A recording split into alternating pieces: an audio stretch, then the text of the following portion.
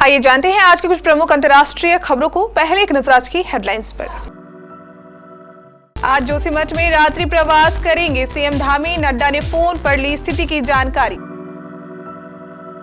जम्मू कश्मीर के कुपवारा में गश्त के दौरान खाई में गिरने से हिमाचल के 2 जवान शहीद। ड्रग्स, जिस्म फरोशी और पोर्न का धंधा 120 सीडी में कैद है जलेबी बाबा की रंगरैलियों के सबूत। मुसलमानों को भारत में रहने की इजाजत देने वाले मोहन भागवत होते हैं कौन? आरएसएस प्रमुख के बयान पर भड़के ओवैसी।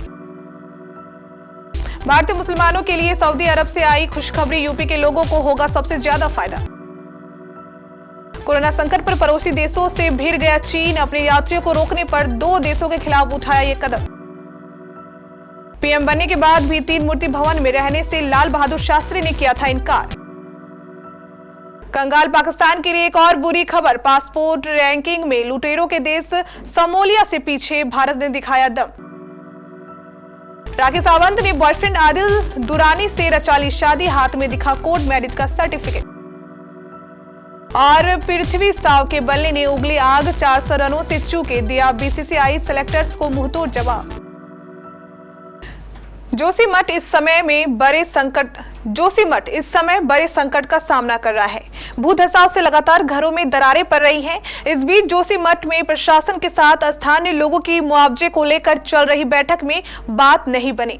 प्रशासन की ओर से प्रभावितों परिवारों को 1.5 लाख रुपए मुआवजा दिए जाने की बात कही गई, लेकिन प्रभावितों ने इससे इनकार कर दी। सीएम धामी आज जोशीमठ में रात्रि प्रवास करेंगे। रात्रि प्रवास के लिए मुख्यमंत्री पुष्कर सिंह धामी जोशीमठ पहुंच गए हैं। प्रस्तावित सभी कार्यक्रमों को स्थगित कर मुख्यमंत्री पुष्कर सिंह धामी जोशीमठ पहुंचेंगे। जम्मू कश्मीर के कुपवारा जिले में नियंत्रण रेखा पर गश्त के दौरान गहरी खाई में गिरने से एक जूनियर कमिश्नर अधिकारी सहित 3 जवानों की जान चली गई। सेना ने बुधवार को इसकी जानकारी दी। सैन्य अधिकारी ने बताया कि माछिल सेक्टर में 10 जनवरी की शाम नियमित गश्त की जा रही थी। रास्ते में भारी बर्फबारी होने के कारण ट्रैक टूट गया था। अग्रिम चौकी की तरफ जा रहे 3 जवान इसके चलते गहरी खाई में जा गिरे। इसमें एक जेसीओ और 2 जवान शामिल थे। घटना के बाद तुरंत बाद निकटतम चौकी के सैनिकों ने अन्य जवानों के साथ मिलकर खोज और बचाव अभियान शुरू किया। प्रतिकूल मौसम और उबड़ खाबड़ इलाके होने के बाद रेस्क्यू टीम को सुबह 3 पार्थिव शरीर बरामद हुए। एक और ढोंगी बाबा अब जेल में जिंदगी काटेगा। हरियाणा के चर्चित जलेबी बाबा उर्फ अमरपुरी नागा को अदालत ने सेक्स स्कैंडल के मामले में दोषी करार देते हुए सजा सुना दी है। फतेहाबाद के फास्ट ट्रैक कोर्ट ने टोहाना के फरेबी बाबा 14 साल कैद की सजा सुनाई है। साथ ही उस पर 35,000 रुपए का जुर्माना भी किया गया है। यही नहीं, उसे आईपीसी की धारा 376C में 7 साल, पॉक्सो एक्ट में 14 साल और आईटी एक्ट 67 के तहत भी 5 साल की सजा सुनाई गई है। इस तरह से अदालत ने हवस के पुजारी जलेबी बाबा को उसके गुनाहों की सजा दे दी है। इस ढोंगी बाबा को साल 2018 में टोहाना से ही गिरफ्तार किया गया था। आरएसएस प्रमुख मोहन भागवत के इस्लाम को देश में कोई खतरा नहीं है, लेकिन उसे हम बड़े हैं का भाव छोड़ना पड़ेगा वाले बयान पर सियासत तेज हो गई है। अब एआईएमआईएम चीफ असदुद्दीन ओवैसी ने भागवत को निशाने पर लिया है। उन्होंने कहा, मुसलमानों को भारत में रहने या हमारे धर्म का पालन करने की अनुमति देने वाले मोहन कौन होते हैं? हम भारतीय हैं क्योंकि अल्लाह ने चाहा। उन्होंने हमारी नागरिकता पर शर्तें लगाने की हिम्मत कैसे की? हम यहाँ अपने विश्वास को समायोजित करने या नागपुर में कथित ब्रह्मचारियों के समूह को खुश करने के लिए नहीं है। हज 2023 की तैयारियां जोरों पर है। इस बार हज में कोरोना को लेकर कोई पाबंदी नहीं लगाई जाएगी।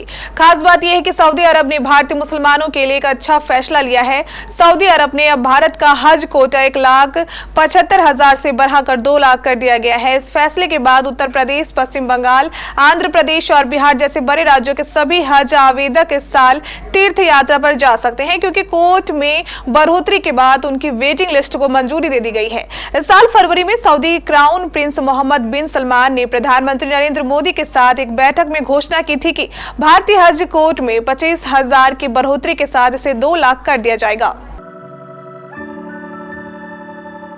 कोरोना संक्रमण चीन में तबाही मचा रहा है। बीजिंग, संघाई समेत देश के कई हिस्सों में कोविड के मरीजों का ग्राफ बढ़ता जा रहा है।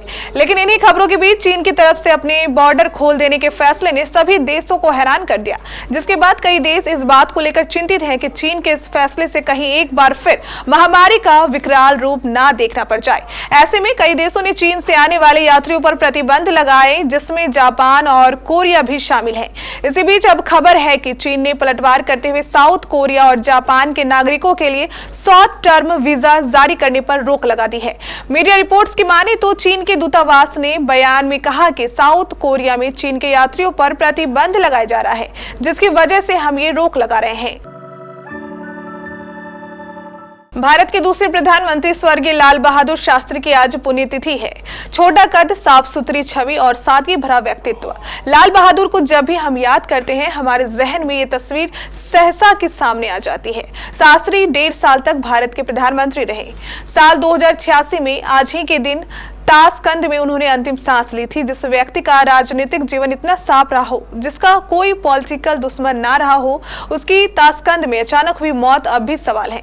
56 साल बाद भी इस रहस्य से पर्दा नहीं उठ पाया है। इस छोटे से कार्यकाल में लाल बहादुर शास्त्री ने जो शोहरत और सम्मान हासिल किया, वो अपने आप में काबिले तारीफ था। उनसे जुड़े किस्से आज भी मशहूर हैं, चाहे वह पीएम बनने के बाद 3 मूर्ति भवन में ना रहने का फैसला हो, पीएम रहने के बावजूद दुकानदार से सस्ते साड़ी की मांग या ट्रेन के कूलर को निकलवाने का आदेश। आज हम उनकी जिंदगी से जुड़े किस्सों को हैंडले पासपोर्ट इंडेक्स ने नई रैंकिंग जारी की है। इसमें दुनिया भर के देशों के पासपोर्ट की ताकत दिखाई गई है। इसमें 1999 पासपोर्ट शामिल है, लेकिन कई देश एक ही रैंक पर हैं, इसलिए रैंकिंग 109 तक जारी की गई है। नई रैंकिंग के मुताबिक पाकिस्तान दुनिया का चौथा सबसे खराब पासपोर्ट है। 2022 में आई रैंकिंग में पाकिस्तान की स्थिति में किसी भी तरह का बदलाव नहीं हुआ है। पिछले साल भी ये दुनिया का चौथा सबसे खराब पासपोर्ट था। इस साल पाकिस्तान की रैंकिंग 106 है। पाकिस्तानी पासपोर्ट रखने वाले 32 देशों में वीजा फ्री या वीजा ऑन अराइवल के जरिए यात्रा कर सकते हैं। मनोरंजन जगत की ड्रामा क्वीन के नाम से मशहूर राखी सावंत को लेकर इन दिनों काफी खबरें सामने आ रही है। राखी ने जब से अपने बॉयफ्रेंड आदिल के बारे में दुनिया को बताया है, तब से ही वो अक्सर आदिल के साथ ही नजर आती है। इन दोनों की जोड़ी भी सोशल मीडिया पर खूब सुर्खियां बटोरती है। इस बीच खबर सामने आ रही है कि राखी ने एक बार फिर शादी कर ली है और इस बार आदिल को अपना हमसफर बनाया है। दोनों की कुछ तस्वीरें वायरल हो रही है, जिसमें वो हाथ में कोर्ट मैरिज का सर्टिफिकेट लिए नजर आ रहे हैं। राखी की ऐसी फोटो देख फैंस भी काफी हैरान हो गए हैं और वो जानना चाहते हैं कि सच में राखी ने शादी कर ली है क्या। भारतीय टीम से बाहर चल रहे स्टार ओपनर पृथ्वी शाव के बल्ले ने एक बार फिर रनों का अंबार लगाते हुए ऐतिहासिक रिकॉर्ड कायम कर दिया है। 23 साल के पृथ्वी शाव ने अपनी पारी से बीसीसीआई सेलेक्टर्स को भी मुंहतोड़ जवाब दिया है। पृथ्वी शाव ने रणजी ट्रॉफी 2022 से 23 सीजन में बड़ा रिकॉर्ड बनाया है। दरअसल मुंबई की टीम से खेलते हुए पृथ्वी शाव ने असम के खिलाफ मैच में 379 रनों की पारी खेली है। ये मुकाबला गुवाहाटी के अमीन गांव क्रिकेट स्टेडियम में खेला जा रहा है। पृथ्वी शाव 400 के ऐतिहासिक आंकड़े से चूक गए हैं। उन्हें असम के रियान पराग ने LBW आउट किया।